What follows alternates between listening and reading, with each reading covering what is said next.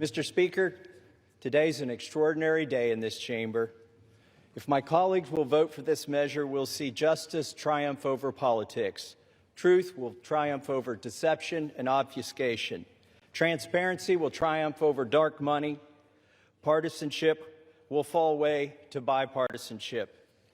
Grassroots, the people, will reclaim the people's house with this vote.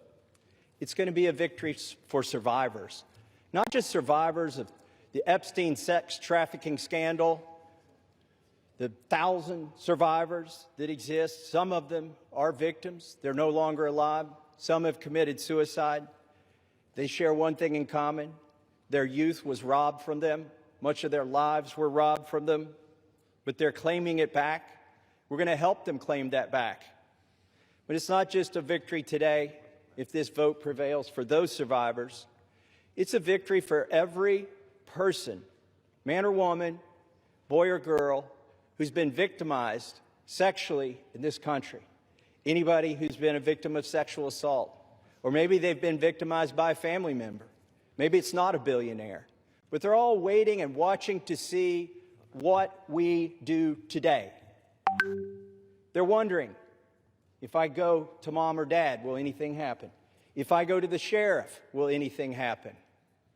Well, we have a chance today to make something happen, something that's not happened, something that should have happened decades ago, and that is to get justice for these victims and survivors and transparency for America. That's what this vote is about today. And I reserve the balance of my time. Gentleman from Kentucky reserves. The gentlelady from North Carolina is recognized. I reserve. Gentlelady reserves. Gentleman from Kentucky is recognized. I now yield 5 minutes to the gentlewoman from Georgia, Mrs. Greene. The gentlelady from Georgia is recognized for 5 minutes. Thank you, Mr. Speaker. I proudly rise today in a bipartisan effort to release the Epstein files, finally, after 5 administrations have covered it up. Earlier today, I attended the press conference where the survivors, they're not victims, the survivors of Jeffrey Epstein's sexual abuse and sex trafficking told their stories. And they told stories about how it started back in 1991, 1996, and they continued on through the decades. And they told stories about how they told someone and tried to get help. They told the FBI, and they weren't listened to. And they told law enforcement, and no one did anything. And these women don't just number a few. These women number around 1,000 women. And they are victims of something that's unthinkable. And this should have never, ever happened. This was the biggest fight I think I've seen in Washington, D.C. This is my 5th year here. And this was a fight that we should have never had to wage. It should have been the easiest thing for every single member of Congress. It should have been the easiest thing for the Speaker of the House.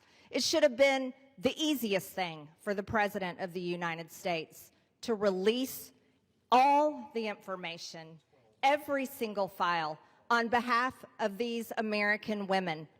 These American women aren't rich, powerful elites.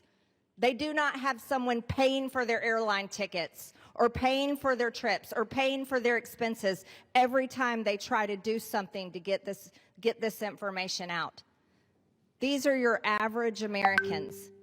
And you want to know what the Epstein files represent, the cover-up represents to average Americans? It represents the failures of the federal government and Congress to the American people. And that is what people rose up about in 2024. They wanted and demanded transparency from their government and for Americans finally to be put first. And today, with this vote, we are finally putting these victims and these survivors of Jeffrey Epstein and the cabal of rich, powerful elites that expands not just here in the United States of America, but to other countries as well. We're putting them last. And that is exactly what Americans want. You see, for far too long, Americans have been put last, and they're sick of it. They're sick and tired of it. And this is why they don't trust Congress. This is why they don't trust the government. And here's the problem. All of these women who have suffered in shame for years and years and years, women who were terrified, women who were intimidated, women who were threatened, just like Virginia Giuffre. And now she's dead. And these women should have never faced that, for this information to come out.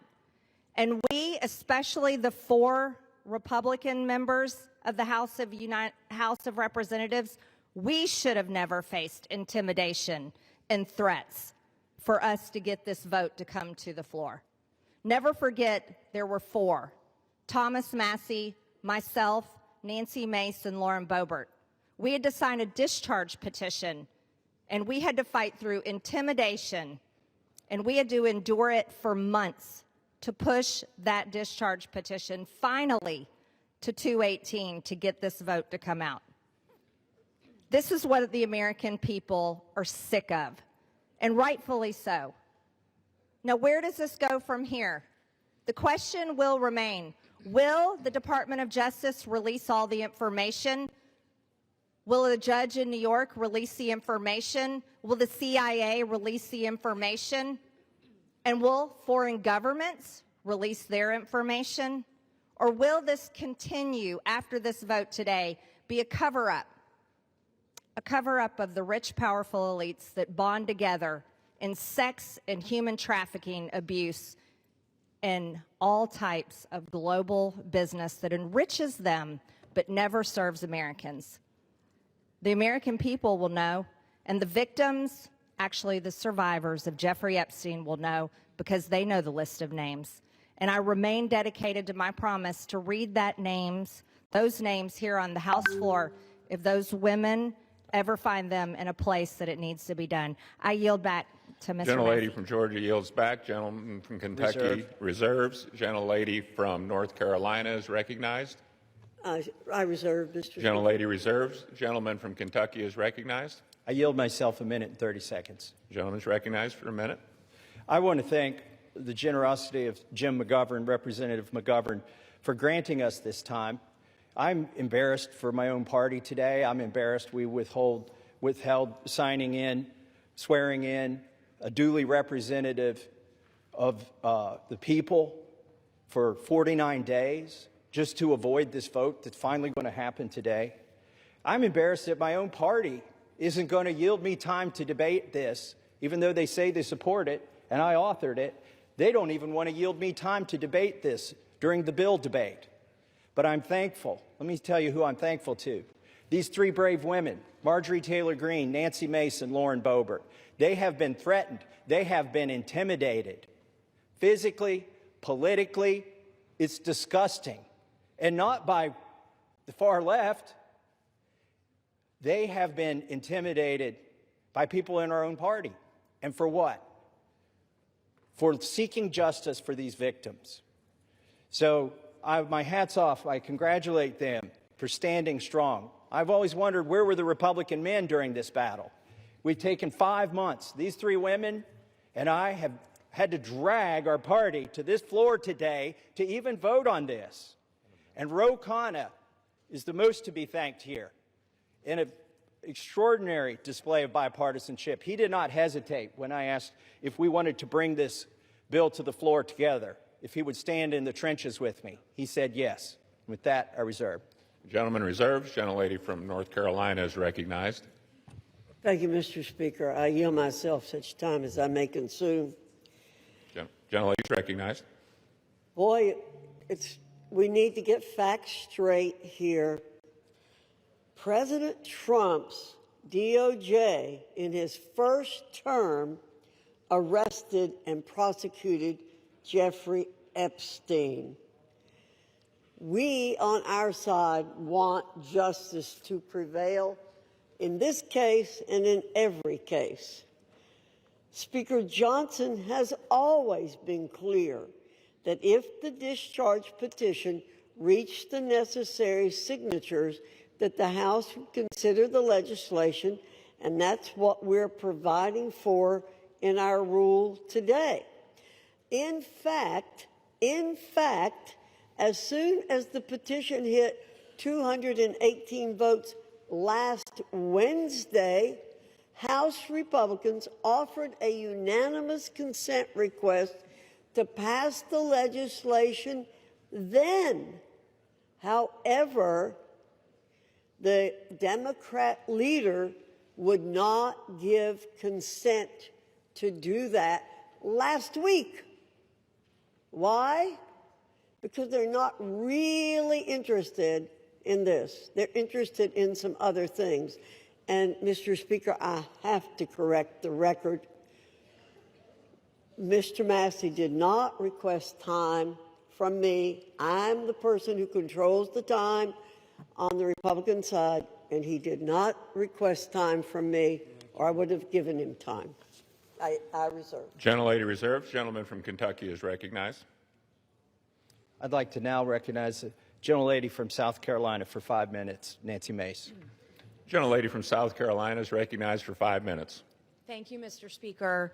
And I want to thank my colleagues today for the time, Mr. McGovern and Mr. Khanna, for the 5 minutes on the floor to speak about an issue that is not political for me.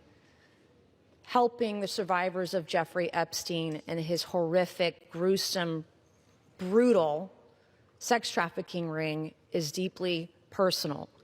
And while we often have many disagreements about a lot of issues, maybe most issues, today they are allowing us to speak on the floor, and I want to thank my colleagues, Congressman Massey, Marjorie Taylor Greene, and Lauren Boebert, the four of us making history today over the discharge petition and delivering justice for those who have desperately fought for it for, in some cases, almost 30 years.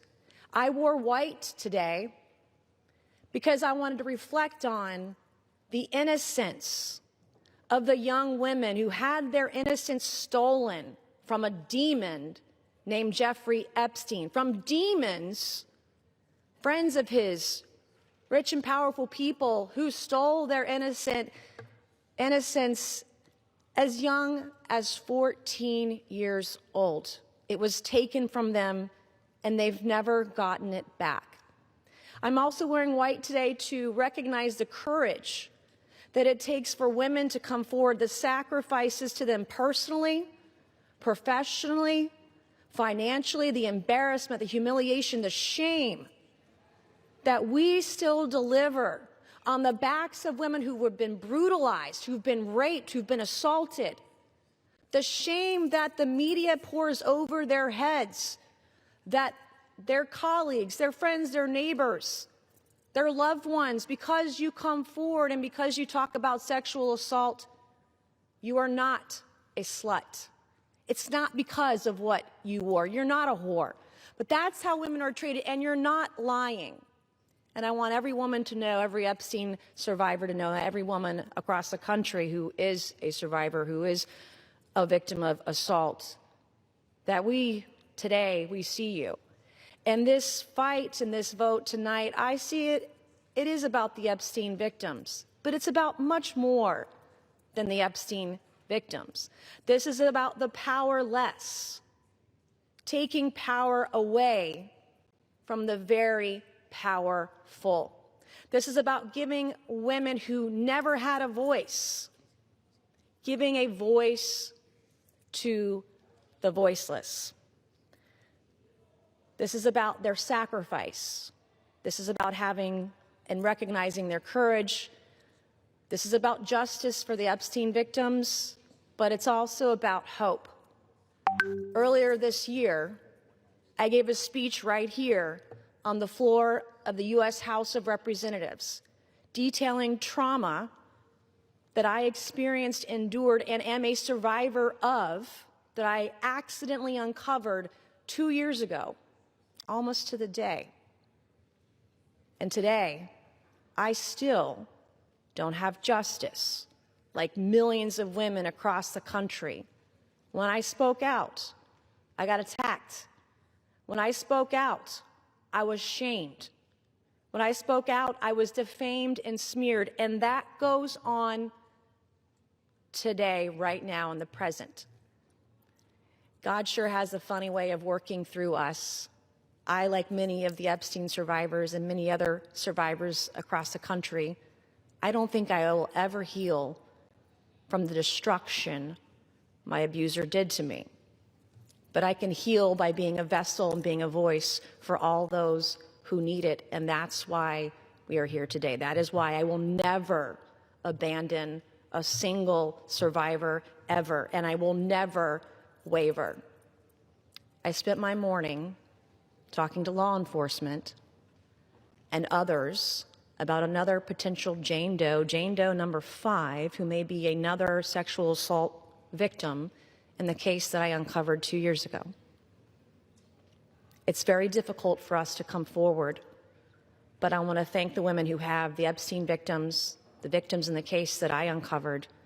I want to thank all of you for being a voice, for giving me hope. Maybe one day I too can get justice. Thank you, and I yield. Subscribe to Oneindia and never miss an update. Download the Oneindia app now.